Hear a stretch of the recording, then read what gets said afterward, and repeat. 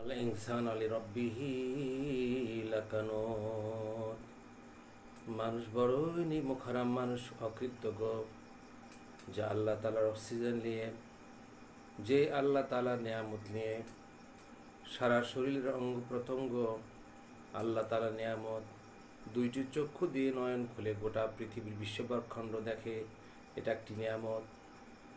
যেই জবান দিয়ে কথা বলে, যে মুখ দিয়ে কথা বলে, বিভিন্ন ধরনের নানান ধরনের স্বাদ গ্রহণ করে, যার শক্তি নিয়ে মানুষ দুনিয়ায় চলাফেরা করে, কথা বলে, অথচ আল্লাহ তালাকে সিজদা দিয়ে সিজদা অবনত চিত্তে মালিকের গোলামি করতে পছন্দ করে না।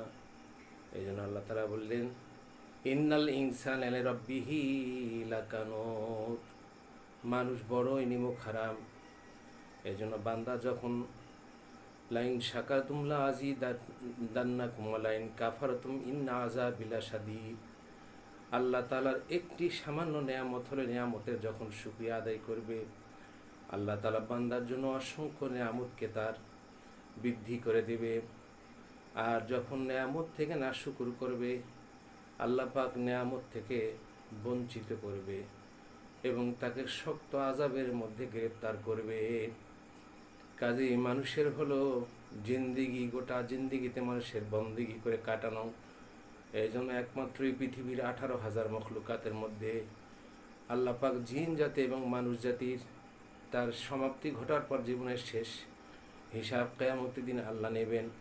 এই জন্য এই ব্যাপারে আল্লাহ তাআলা কোন শরীফের মধ্যে বলছেন, ওমা খালাকতুল জিন্না ওয়াল ইনসা ইল্লা লিয়াবুদুন।